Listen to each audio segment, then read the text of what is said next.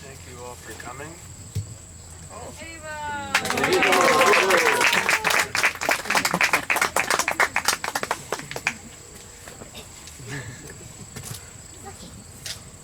Thank you, Nanda and Banu. That's just like Krishna and Balaram.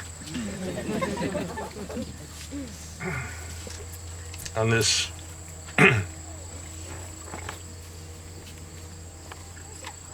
anniversary of the installation of Sri Sri Radha Vrindavan Chandra in Old Vrindaban in 1971, prior to their moving to the Bahulaban temple for Janmashtami, 1972.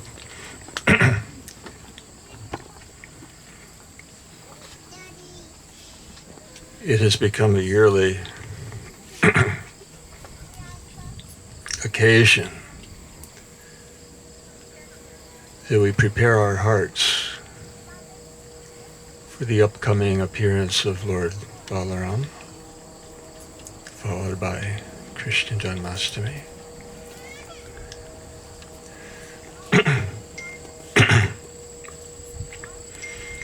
Before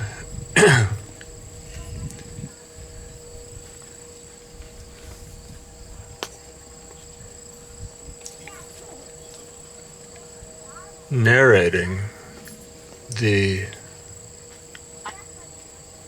pastimes of Sri Sri Krishna Balaram, our acharyas make a point of establishing their philosophical significance and status. Srila Prabhupada simplifies by saying that there's no difference between Krishna and Balaram. Both the same Supreme Personality of Godhead, full of all six opulences. And yet, Achintya Bheda Abheda Tattva covers all aspects of spiritual and material life. So there is a difference in complexion. Sri Krishna is dark, like a newly formed monsoon cloud, whereas Balaram is white, like these clouds overhead today. And that difference in complexion indicates a different mood. Krishna is Rasa Bihari. He's the enjoyer of all rasas. And Balaram is the supreme servitor Godhead. Krishna is Godhead, who is the object of our service. Balaram is Godhead, who is the source of all service, and therefore we call him Guru Tattva. And what is the nature of his service attitude?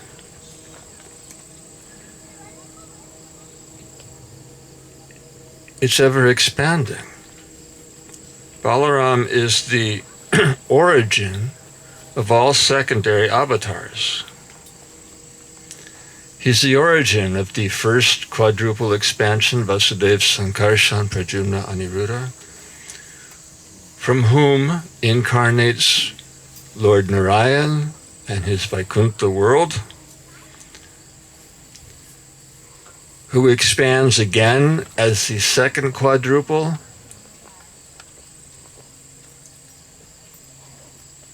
from whom incarnates Karnadakshay Vishnu, from whose pores all the universes emanate at the time of creation and return at the time of dissolution, who expand and is the supersoul of the entire creation, who expands further as Garbhodakshaya Vishnu, the supersoul of each individual universe, who expands further as Kiradakshaya Vishnu, the supersoul within the heart of every living entity and every atom.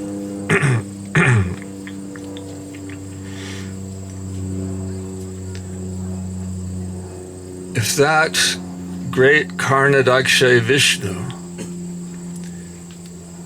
who is an expansion of an expansion of an expansion of an expansion of Lord Balaram, how great is Lord Balaram? And it's important to understand that before we proceed to relish the sweetness of his pastimes. He expands as the Holy Dham. So great and so sweet and so personal. Holy Dham, we can experience sometimes the personal nature of Sri Dham, who like a lotus expands or contracts according to Balaram's direction. As when Srila Sanatana Goswami, who would travel on parikrama throughout Brajbhumi, from Gokul to Govardhan to Vrindaban, and complete Govardhan parikrama every day on into his 90s.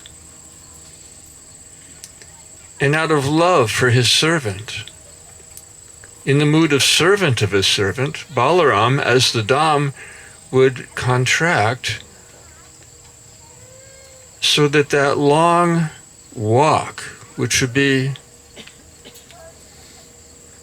maybe 90 miles a day, Sanatana Goswami in his 90s, maybe 50 miles a day, in his 90s,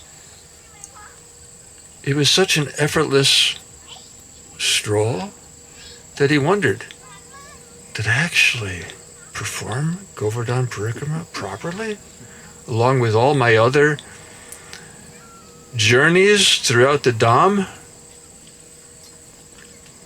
Did I miss anything? And sometimes he would do it again. And Balaram would cause the lotus of Sri Dham to contract, to make it easy for his servant in his old age to complete his vows.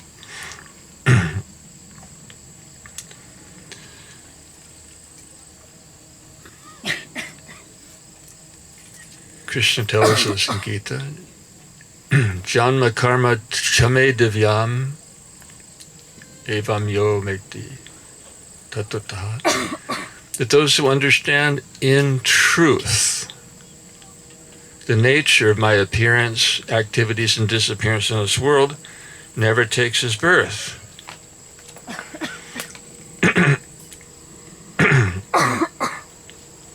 When we hear how the Lord appears in this world, or how he reveals himself in the heart of his devotee who serves him in love in the form of sacred sound, the Lord is pleased because that sacramental sound awakens our remembrance of him and our eternal relationship with him. And that's why there's no more birth for one who hears and understands in truth the transcendental nature of his appearance, pastimes, and purpose. Lord Balarama's purpose is to serve, which he does in all 5 rasas. Personally, as well as uniting, encouraging, inspiring, organizing, harmonizing everyone and everything to serve together for Krishna's pleasure. And this is the larger definition of Sankirtan.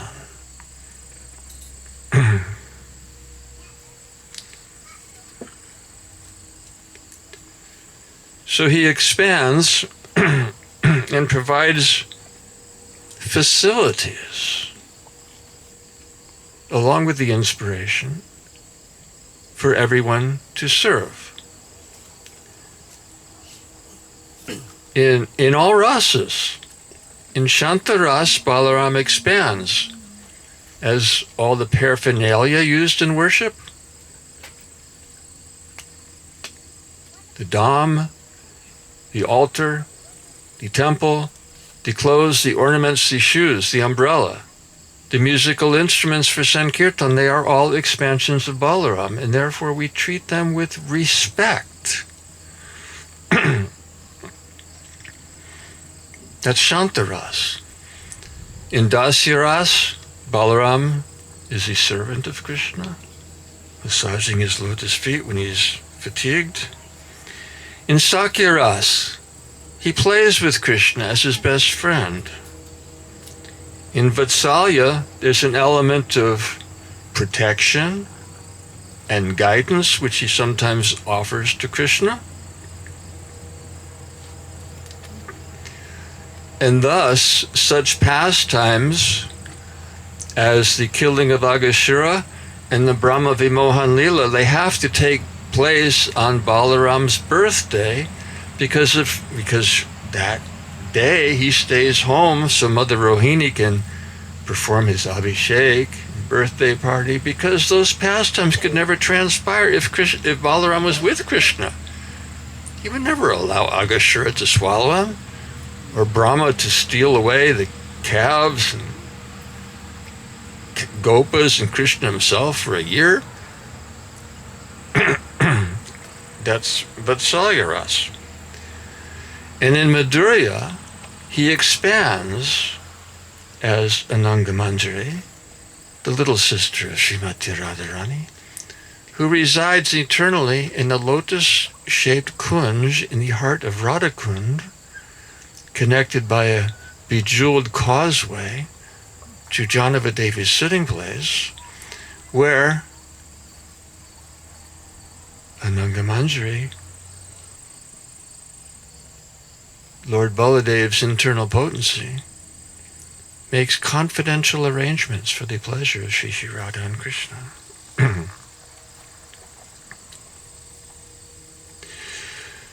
Srila Shukadeva Goswami, in narrating Srimad Bhagavatam to Maharaj Parikshit, skipped over some significant events and pastimes involving Lord Balaram. So Maharaj Parikshit hinted to him that you're going too fast. Meaning, what else did Balaram do? And then Shukadeva Goswami comes back to narrating the pastimes of Balaram. And hearing the pastimes of Krishna and Balaram pleases their lordships, not because they're like us who like to hear ourselves glorified. They're happy when we glorify them because they know that that will purify our hearts, awaken our love, establish our relationship, and take us back to home. And in the worship of the holy name, in the Mahamantra, we are petitioning Lord Balaram for strength as his name implies. Bala means strength. Ram means the pleasure of spiritual life, which is experienced as Balarama.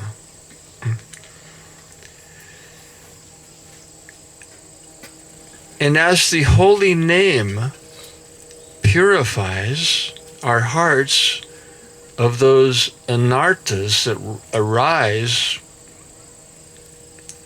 in the kingdom of the heart when we chant Krishna's holy name,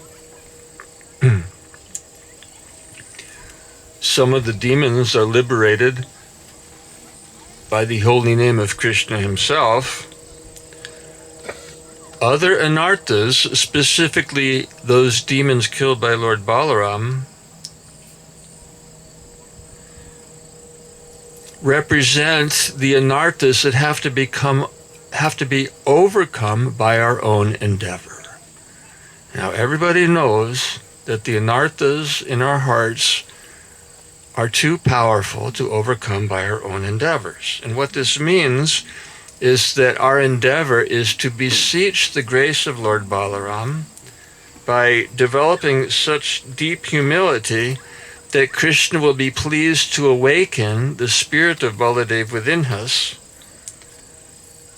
so that we can understand by the grace of Guru, who teaches essential lessons to those who hear his message attentively, as perfected in Srila Prabhupada's life, demonstrating how he took the very first simple instruction Srila Bhaktisiddhanta Saraswati gave him to preach in the West. He took that as his life and soul.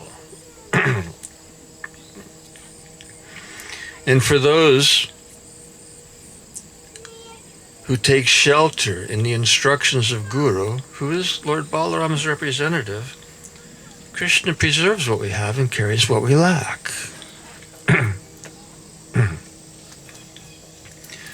So the birth of Krishna and Balarama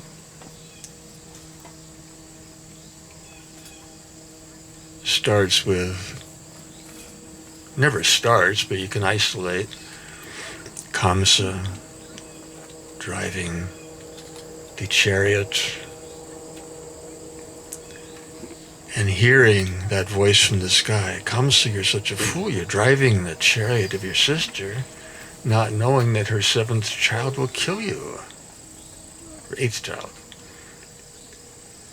And then he draws a sword to sever her head, and Vasudeva tells him, that's not a good idea, because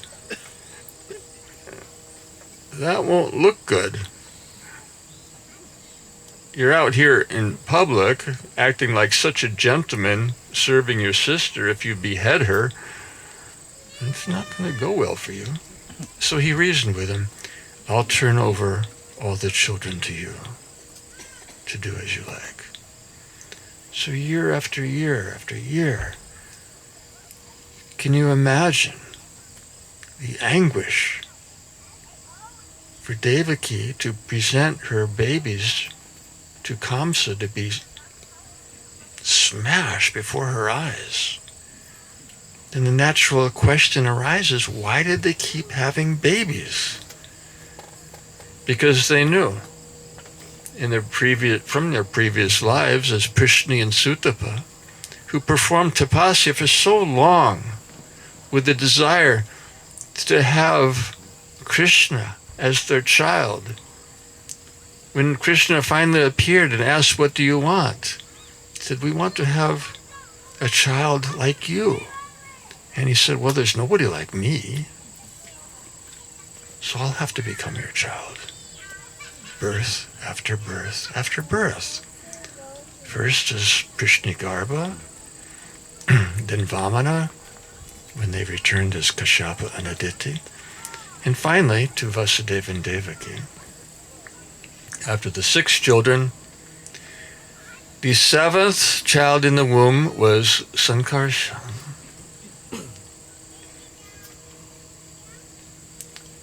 who appears before Krishna to make all proper arrangements. in this case within the heart of Devaki. Which he did, and then Krishna summoned Yogamaya and told her, transfer him from the womb of Devaki in Kamsa's prison to Rohini Devi, who's already pregnant with Balaram, and then Sankarshan merged into Balaram. And he told he told Yogamaya, you become Jashoda's daughter. And then it appeared that Devaki had a miscarriage, and then Kamsa became confused. Well, which child is actually going to be the eighth? And then Krishna appeared thereafter.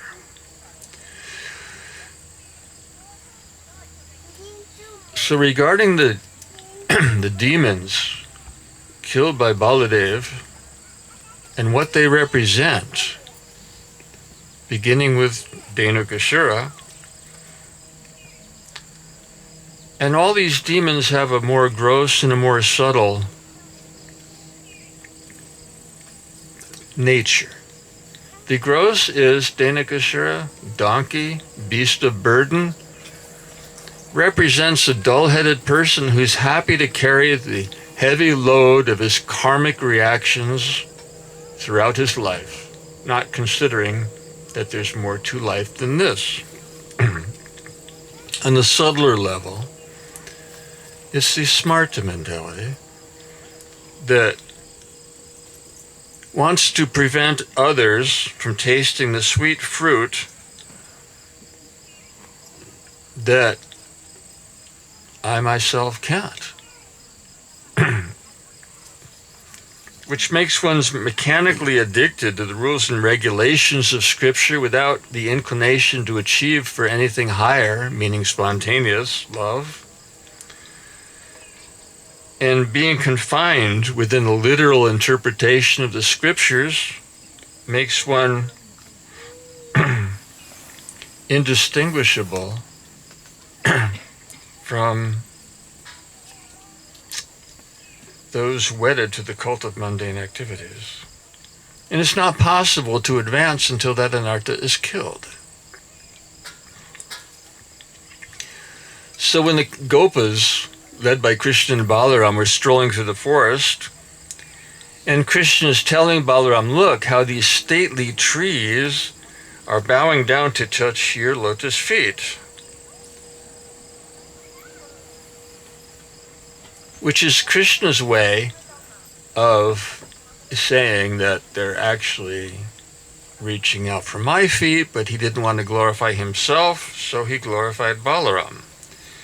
And understanding the psychology of the trees, as well as the birds and the peacocks, he said they're trying to purify themselves by reaching out to your lotus feet, which is a metaphor for your words. The words of Balaram as Guru Tattva is what sitting at the lotus feet means. Sitting at the lotus feet of Guru means taking shelter of his words. And the earth is so fortunate, being decorated with the emblems on your lotus feet. And the Gopas are singing and dancing, imitating the animals, playing with Krishna and Balaram.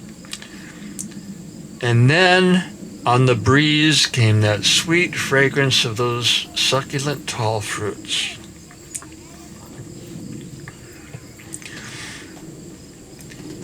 And the Gopas told Balaram, you know, if you demonstrate such a test of valor and glory, it will not diminish our love for you, it will actually increase it. So they're inferring that there is a herd of donkeys protecting that orchard of tall fruits to ensure that they only went to Kamsa and they never fell in the hands of any Vaishnavas, because what do devotees do? They offer everything to Krishna. So Balarama is perplexed. What kind of demonstration of valor and glory will be found in killing a donkey? And the Gopa said, no, these are not ordinary donkeys. These are powerful rakshasas, and they're carnivorous. They eat men alive. And they're extremely ferocious, and everybody's scared to death of them. And then Balaram became excited. He ran into the orchard, began like an elephant shaking the trees so that all the fruits fell. And then when Danika heard the loud, joyous laughter of the Gopas, he was infuriated and he attacked, turned his back end to Balaram and struck him fiercely in the chest. Balaram just grabbed his hooves and whirled him around and threw him up into the tallest tall tree, and they all fell down like dominoes. And even though it was a gory scene, because there was a lot of donkeys, it was actually very beautiful. They were all different colors, and it appeared like different colors of clouds when the sun is setting, casting its hue to make the clouds tinged with golden and saffron rays. And the demigods showered flowers, and everyone returned to Gokul, singing the glories of Balarama. Then comes Pralambasura, the thief in disguise who strives to steal yourself from yourself, which on the gross level means lust of the flesh, with its subtle manifestations of profit, adoration, distinction. And the fact that Pralambasura so perfectly mimicked the appearance of one Gopa who could not come to play on that particular occasion indicates how these anarthas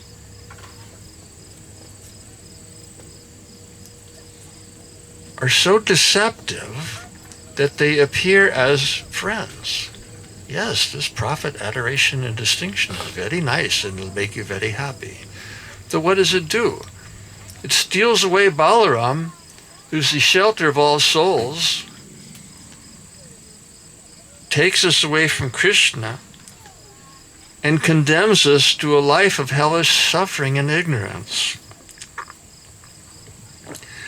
The deeper essence of Pralamba is Mayavad, which advocates merging with Brahman as a summum bonum, and promotes that the self-realized state is devoid of personal relationships.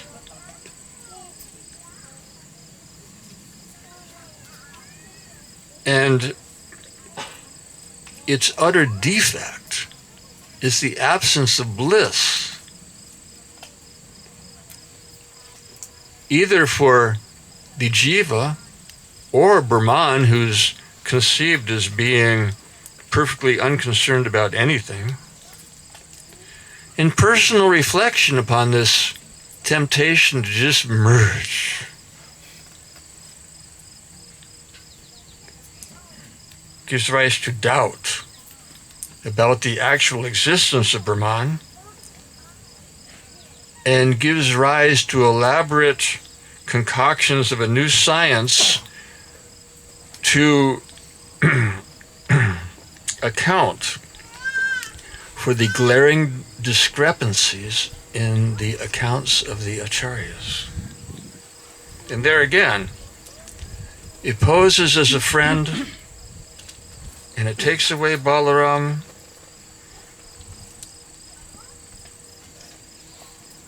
and severs our connection with Krishna. And then there's Dravida, the ungodly carnival spirit.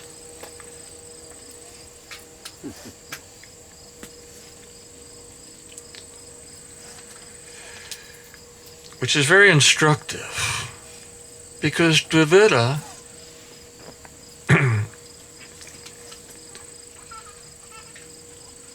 in Ram Leela was a very high-ranking, cultured minister in the court of Sugriva, who served along with Hanuman so valiantly to return Sita to Ram. Same Dvivida who is serving Ram eternally in the spiritual sky, an attendant deity in the worship of Sita Ram, who appeared here on earth, and yet, during the battle in Lanka, when Lakshman was rendered unconscious, looked like he was dead from Ravana's empowered missile, which struck him, and they were dependent on Hanuman to bring the herbs from the Himalayas, and Dvivida was thinking, although he had great devotion for Ram, he was thinking, this Lakshman's an ordinary person.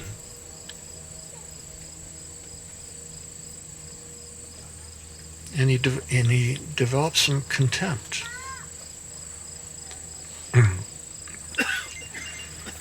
And you can see the sequence of events. From that contempt for Guru, he lost his discrimination and began associating with Narakasura. It all begins with pride. How could you have such a demeaning attitude towards Guru if you weren't infected with false pride? And it's not that you have to give up pride. It's questionable whether that's even possible. You overcome false pride by expressing proper pride. And that's why we say repeatedly, all glories to Sri Guru and Sri Gauranga. By showing honor to the worthy soul, you're relieved from the passion to glorify yourself. So he was corrupted by pride, committed Guru Aparad, lost his discrimination, fell into bad association, and then when Lord Ram came back as Krishna, and Balaram was enjoying on the Raivataka mountain outside of Dwarka with his own Braj Gopis who were there at the time, and Dvivida, who had just been wreaking havoc throughout the land, destroying cowsheds, abducting people and locking them in caves, polluting the cultured, innocent ladies of the households, and going into the ocean and with his mighty hands causing worse than tsunami waves, flooding the coastal regions. Terrorist of the worst order. And then when he heard this joyful singing and dancing from Raivataka mountain, his envy was ignited. And when he saw Balaram enjoying with the gopis, first he just started acting like a carnival monkey. And the gopis thought that that was funny, because girls are kind of inclined to be silly sometimes. So they found it to be amusing, but he quickly turned obnoxious. And then Balaram challenged him. And a huge fight ensued. Dvivida began uprooting trees, stripping off the branches, using them as clubs. to hurl at Balaram, who with his own club just pulverized them.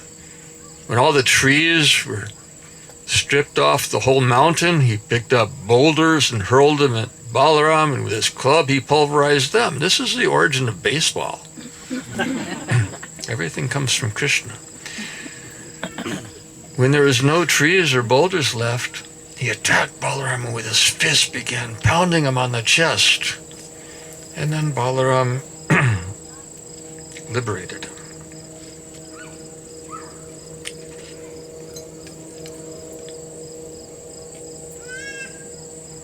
Freed him from the offense of Guru Aparad, which leads to Vaishnava Aparad, which causes conflict and disrespect and division in the Vaishnava community, until Balaram comes to our rescue. And then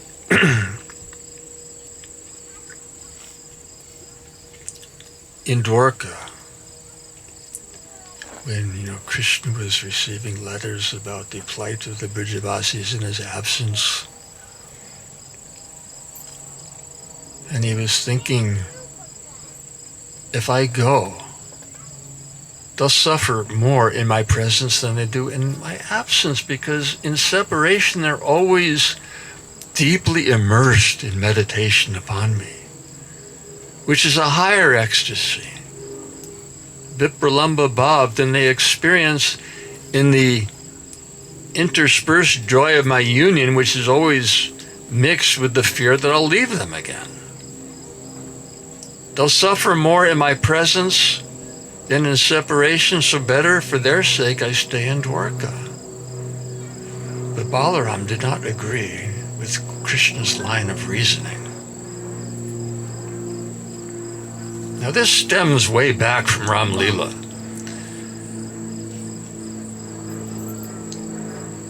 Because Balaram, in Ram Leela, Lakshman, younger brother, had to do as he was told by Ram, which was fine. In the Dandakaranya, Lakshman was happy to cut paths through the woods, to make cottages for Sita and Ram, and to stand guard all night in the forest infested with Rakshasas. He was very happy to serve 24 hours a day. Never slept for all those years. Never ate. Immersed in the joy of service. But after the battle, when Lord Ram declared that Sita,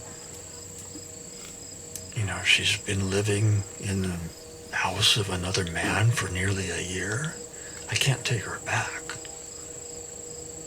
unless she proves her chastity by entering into the fire. So he told Lakshman, prepare that funeral pyre. And that so much went against the grain of every fiber of his being.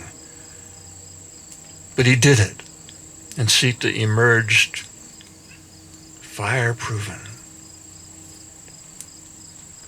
But then there was another episode which he couldn't handle.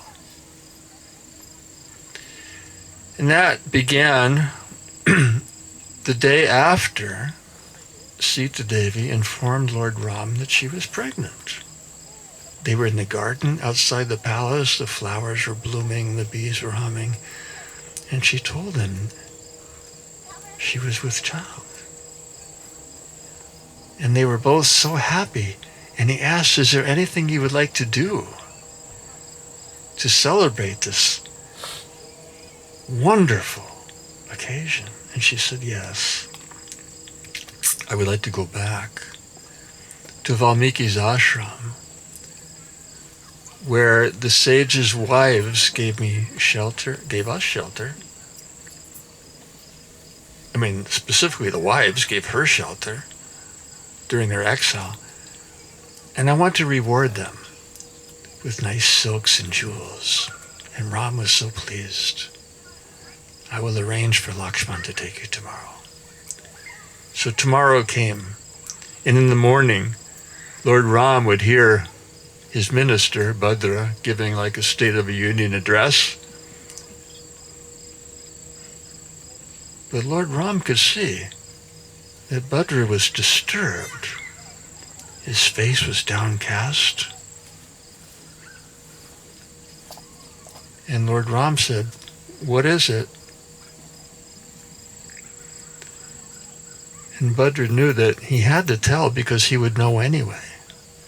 He said, "The rumors are still circulating about Sita."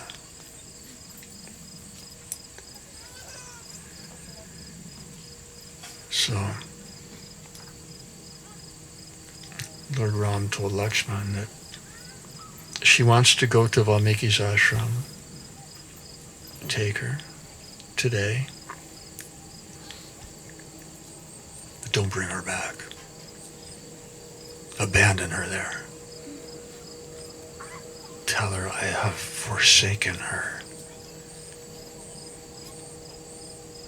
He had to do it because he's the younger brother, servant of Ram. So Sita was so happy. She had all the jewels and saris packed up, eager to distribute them to the wives of the sages in Valmiki's ashram. But as she was walking to the chariot behind Lakshman, she noticed inauspicious omens, and then she noticed that Lakshman was also disturbed, and she said, "What is it?" He said, "It's just the imminent fear of separation from Ram for a day." And they got on the chariot, and Sumantra is driving. They reached Triveni, where Gandaki merges with Tamasa. Sita got down, offered her prayers to Gandaki, who is holy river.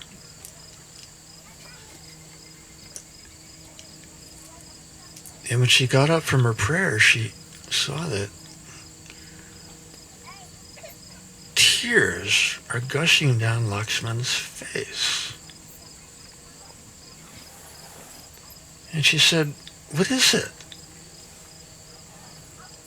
The separation from Ram for a day is difficult for me, but I'm handling it. Why aren't you?"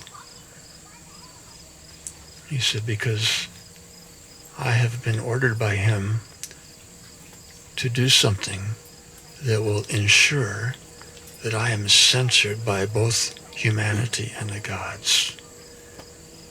I'm leaving you here. You're forsaken by Ram. You're not coming back with me." Sita was petrified, stood motionless before she fell unconscious on the ground. Lakshman was circumambulating her. She came back to consciousness. He looked in her eyes and he said, I'm looking at you in the face for the first time ever to tell you the last words I will ever say to you, and that is that Ram has forsaken you. I'm leaving you here."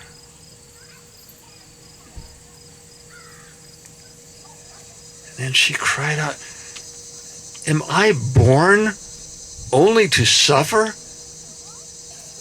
Is my appearance in this world simply to be the embodiment of grief endlessly?" And as she was crying and wailing and falling on the ground, Lakshman boarded the chariot. Sumantra sped off as the forest resounded with the cries of Sita, and Lakshman swore to himself, never again will I be his younger brother. Never gonna be in a predicament to have to fulfill such orders again. So next birth, he's Dauji, big brother. So there again, he didn't agree with Krishna's reasoning that he not return to Vrindavan. So then Balaram said, well, then I'll go. Hearing that, Krishna thought, maybe I will. But then the elder Jadus feigned sickness. They all fell sick because they caught wind that Krishna was thinking of going with Balaram to Vrindaban. And they knew that the love of the Brijabasis is so superior to anything offered in Dwarka, he'll never come back. So the elders feigned sickness. His wives pouted. The children were crying. And then Krishna said, this is no good. Okay, Balaram, you go and deliver my message, which he recited verbally. And Balaram left with Krishna's gifts for the Brijabasis. But the whole journey, he was thinking, I can easily repeat verbally Krishna's message, but how to properly represent his mood to all the different Brijabasis and thereby represent him properly. He arrived in Braj. Nanda and Jashoda bathed him in their tears and took them on their laps. And he dealt and interacted with everyone perfectly according to their age and position. And chanting as if he had 1,000 mouths, because he's the original Sheshanag, or the origin. By Krishna Katha, breathed life once again into Vrindavan, which until then had been like a wasteland and now blossomed like paradise.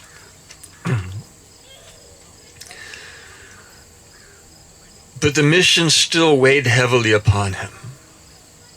How am I going to face Krishna's gopis?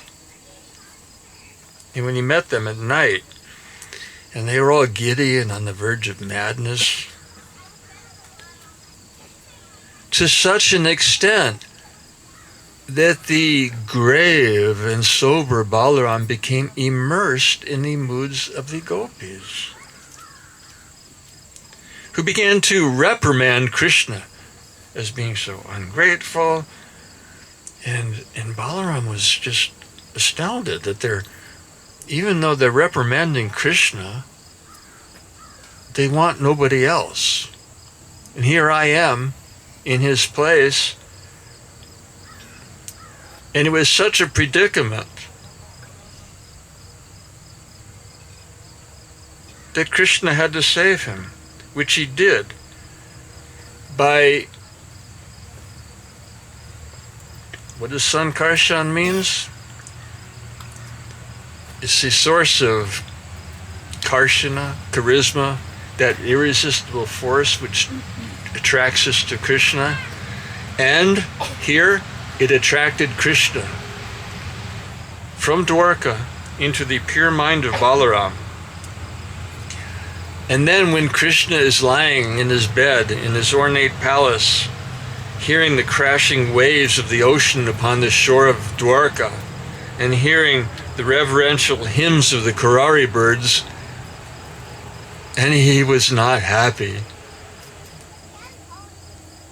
And then he found himself in the moonlit kunj on the bank of Jamuna, where the Chakravaka birds are singing sweet Brijabasi bhajans. And Krishna was back in the association of his gopis. And Krishna repeated his message, and through Balaram, and observed the response of the gopis, who were perplexed because they're hearing Krishna directly and feeling his mood and presence, but they're seeing Balaram, and they were perplexed. And then, for an instant, that white, cloud-like Balaram holding plow became for an instant that dark Shyamasundar holding his flute. And then Krishna sat up in his palace. It was like dreaming. I felt like I was back home. who can I talk to? And who can tell me? I'll have to wait for Balaram to return. So for 2 months he stayed in Vrindavan, speaking Krishna Katha, breathing life into the Brijabasis all through the day, and meeting with his own gopis at night, where Varuna sent his daughter Varuni, that intoxicating beverage collecting in the hollows of the trees, which is so intoxicating, with love for Krishna. Not the kind of intoxication of this world that makes you forget Krishna. And then he called Jamuna, come here so we can play in your waters. And she thought, he's drunk. And he got mad. You wretched river, I'll bring you here by force with my plow. And he carved a new channel, which is now Ramanreti, named in his honor. So in worshiping Krishna, in the sound of his holy name, and we petition him for strength to cast out obstacles to Nam Bhajan in the Hare Ram portion of the mantra, which means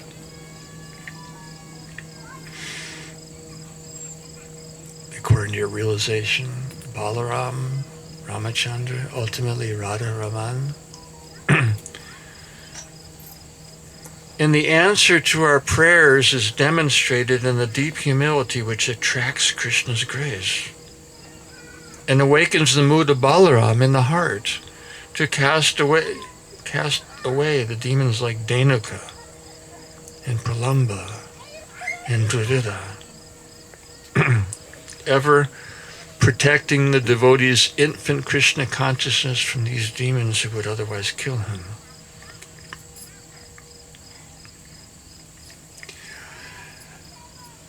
And in the Leela of Srila Prabhupada, we saw the mood of Lord Balarama at times.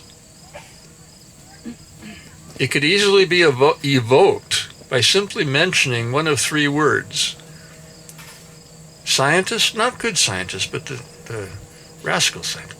Scientist, Mayavadi, Sahaja. And Srila Prabhupada's mood would immediately and dramatically change.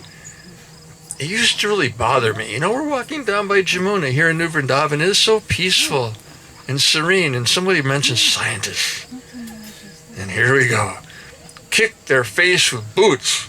Where did that come from? And gradually we realized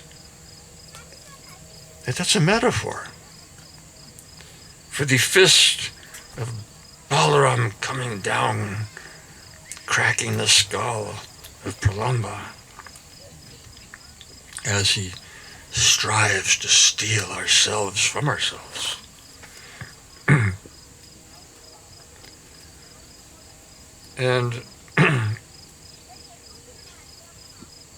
And then during the Battle of Kurukshetra, Balaram, he loved, he loves everybody, but he likes Duryodhana. There's a reason for it, but it's still hard to believe.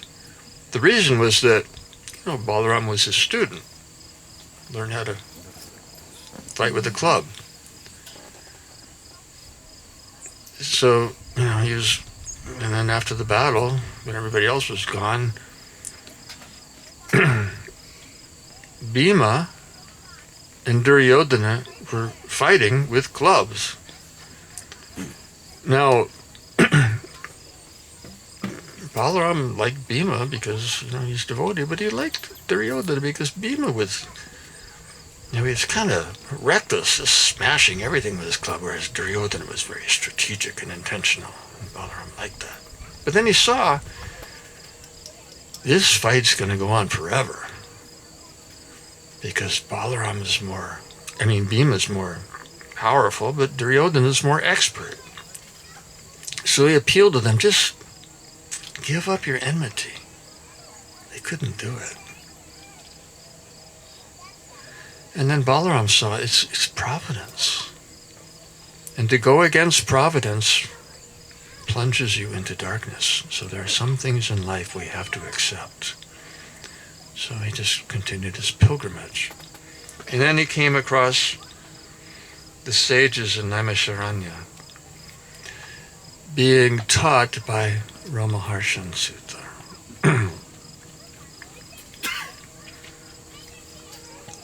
An assembly of sages and Brahmins and devotees listening attentively to the discourse from Ramaharshan Sutta, a direct disciple of Srila Vyasadeva, who was blessed by the sages to have long life. And when Balaram entered the assembly and everyone stood up and offered their obeisances, Ramaharshan did not even acknowledge the presence of Lord Balaram. So vastly learned in all branches of Veda, but he failed to cultivate good character. Srila Prabhupada addressed this in one PhD, wasn't quite a PhD, he was becoming one, big pundit. And Srila Prabhupada wasn't impressed. He said, what's the use of all your knowledge without good character? So he told Ramaharshan Sutta that your Bhagavat recital is like you're studying your lines for a stage performance. Like an actor rehearsing his lines for a theatrical performance. But it's all about his own image, which is diminishing Krishna's glory. So Balaram took a piece of kusha grass and touched it to his chest and took away his life to liberate him from that demoniac mentality. And then the sages were a little disturbed, We just blessed him with long life, and you're right in the middle of his kata, you killed him. So Balaram, very humble, said, well, I can bring him back. And no, whatever you've done is perfect. Don't bring him back, but do something.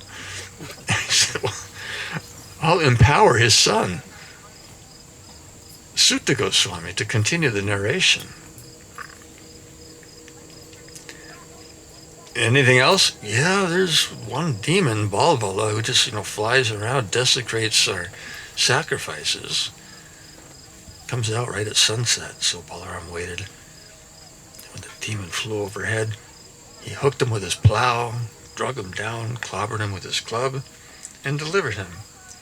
And then the sages of Naimisharanya were very happy. But what is this mantra? Kick in face with boots, evoked by 3 words, scientist, sahaja, mayavadi. It's the mood of Balaram. And Srila Prabhupada, he could go into samadhi and just reveal that mood of Balaram. And he said himself in his later pastimes when he was begging forgiveness from people, then, why are you begging forgiveness? You haven't done anything wrong. He said, no, I was temperamental. I was heavy. They called it club in one hand and Bhagavatam in the other. It's the mood of Balaram. Protecting us. Protecting our own infant Krishna consciousness from the demons in our hearts, which would separate us from Krishna. And in the mood of Balaram himself, when he wandered through Hastinapur on his pilgrimage, crying out, words that nobody could understand, may the holder of the plow deliver us all. Shri Balaram ki jai, Shri Prabhupada ki jai, Gaur Premanandi. Are there any questions or comments?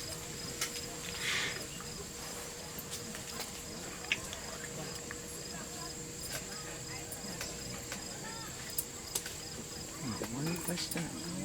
Then everyone agrees and accepts. Thank you. One. One doesn't agree except some.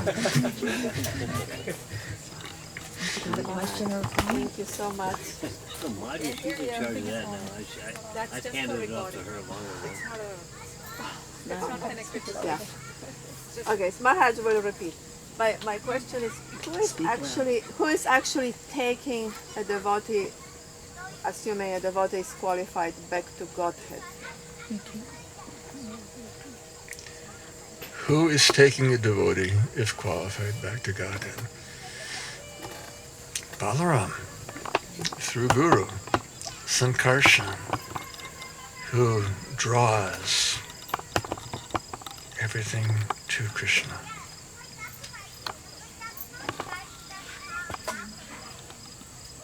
So it is a spiritual master actually. By the grace of the spiritual master, one is benedicted by the mercy of Krishna. Without the grace of the spiritual master, no one can make any advancement. I just heard recently an answer to the same question which I asked. It's the community of the devotees. You can't, except academically, isolate Guru, Sadhu, Vaishnavas, Shastra. They're a collective synergy. But as far as the attraction to take us away from our attachment to material enjoyment back to Krishna, that draw is Sankarshan, the energy of Baladev coming through Guru Tattva, who works synergistically with the sadhus, with the Vaishnavas, with the community of devotees serving harmoniously. But it is actually a spiritual. It's not Prabhupada. That's the essence. That's the essence.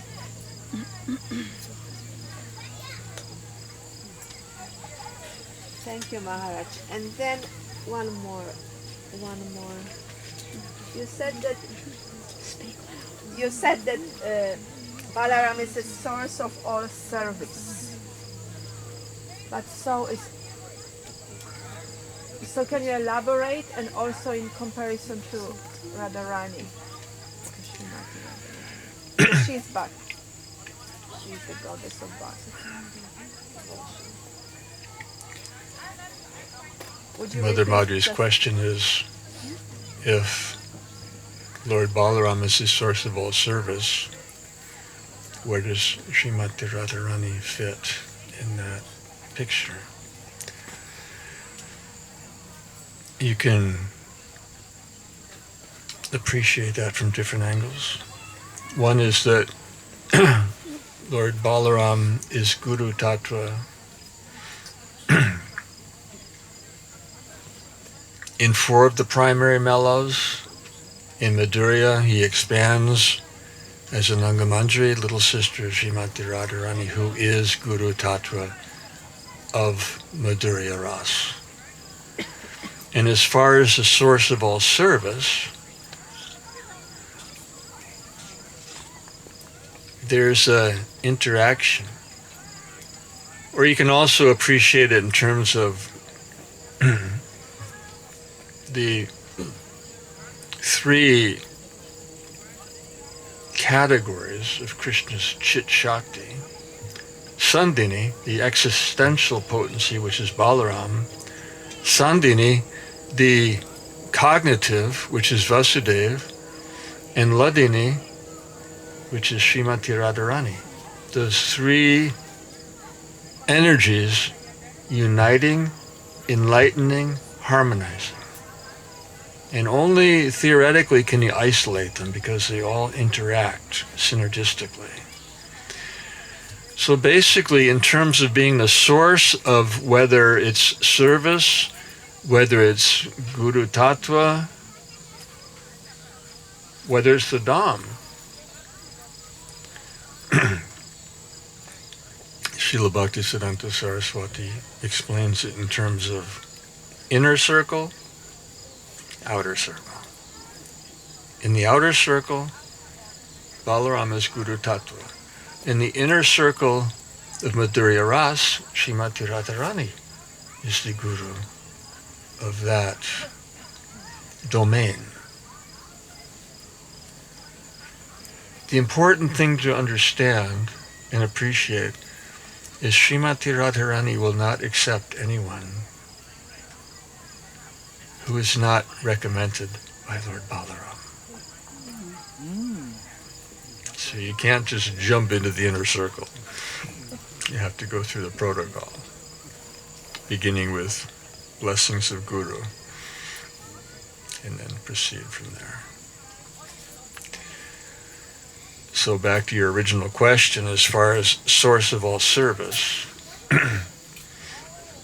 Balaram is source of all service in 4 of the primary mellows. In Madhurya, it is Srimati Radharani, whose shadow follows her everywhere, is in Nangamanji, which is Balarama's internal potency. So they're interrelated, synergistic, and harmonious in their interactions.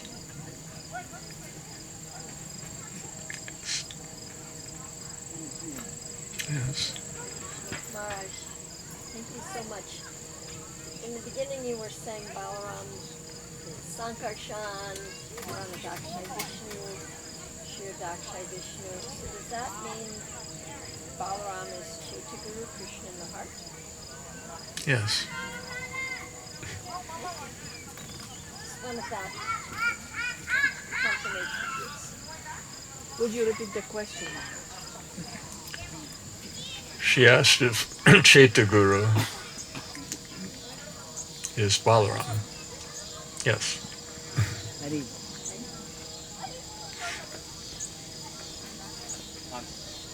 Yes. So we chant Hare Krishna, Hare Rama, but normally I can't conceive of Radharani with Balaram. So I think of Rama as a name of Krishna, but you kind of confused me with your explanation. Hare means internal potency. Hare Krishna means Radha Krishna. Hare Rama, dependent on your realization, your stage,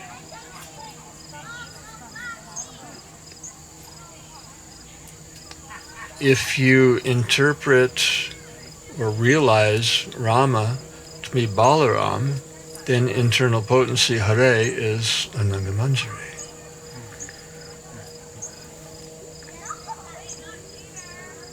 Ultimately, Hare Ram means Radha and Radha Raman. But it's related to your individual realization and relationship. And the holy name will reciprocate accordingly. Thank you. Anything else?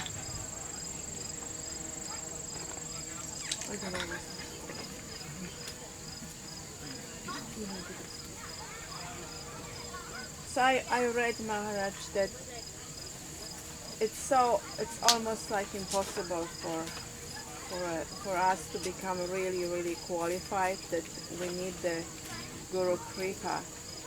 So is it possible that a spiritual master can take a devotee who is not like completely purified, but because of his or her endeavor, if a disciple is pleasing a spiritual master, even though they might not be fully qualified? I read it by Bhakti-tirtha Maharaj was saying something along those lines.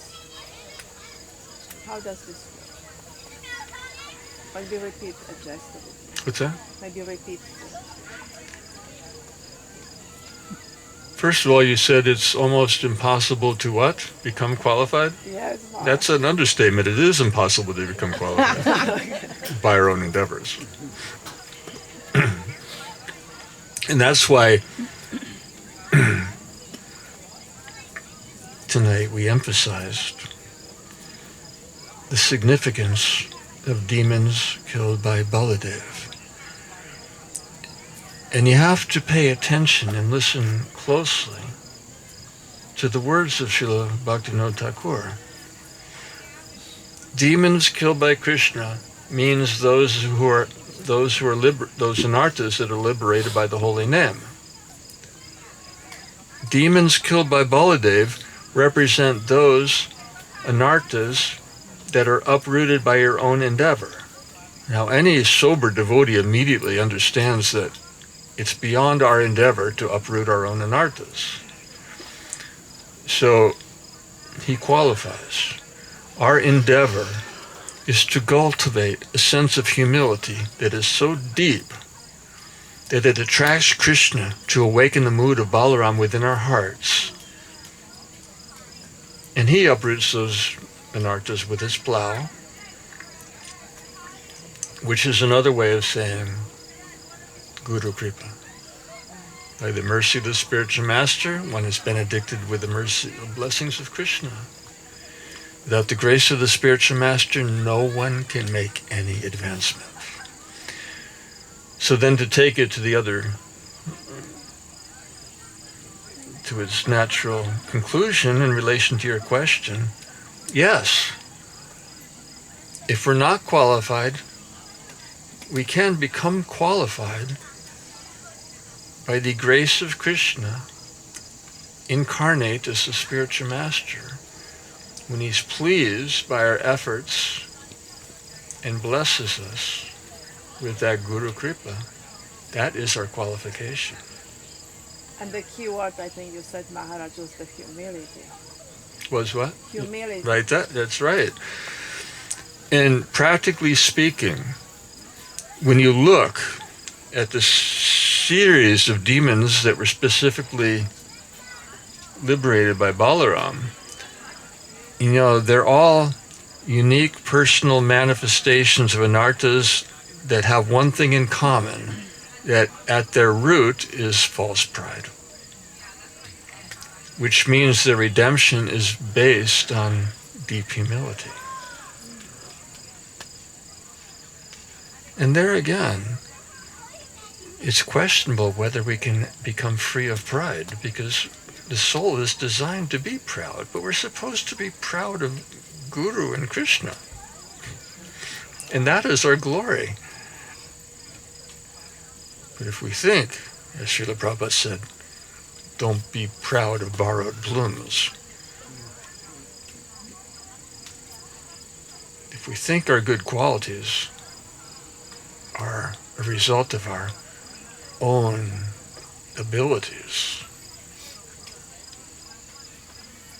we're denying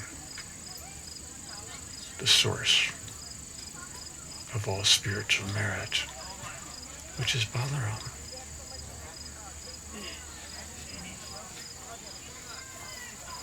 So is chanting the best way to really become humble? Or what is chanting japa?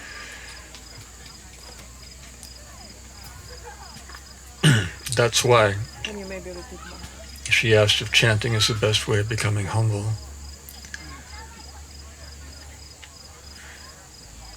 It's significant that Sri Chaitanya Mahaprabhu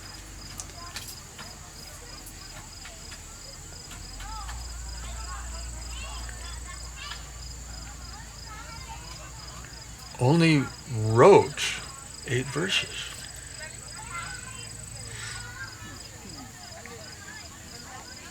He actually wrote a book, but because his classmate had also written a book on the same topic, was so disheartened. I think my book's useless because he's already done the same thing as they're crossing the Ganga. Nimai Pandit threw his book in the water so his friend wouldn't be disturbed. So that being the case, there's only 8 remaining verses that Mahaprabhu himself wrote. And it tells us how to chant. tells us the glories of the holy name. And of those 8 verses, which are the essence of all his instructions, Shikshastakam, there's one verse that he emphasizes, or Kaviraj Goswami emphasizes, as being so essential to the holy name that you have to string it on the thread of your japa beads to wear around your neck so that you never forget Trinada Pisa Nichena Tododa Pisa Hishnuna Amanida Manidena Kirtaniya Sadahari. Actually, that verse says the other way around, that unless you're humble, you cannot really change. Well, they're inseparable.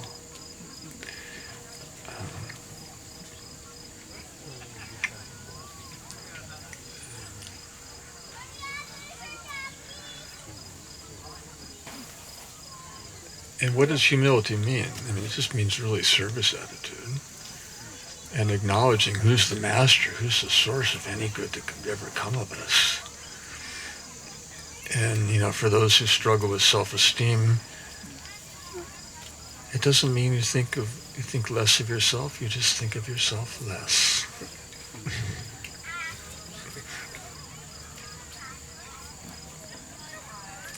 And that's ecstatic.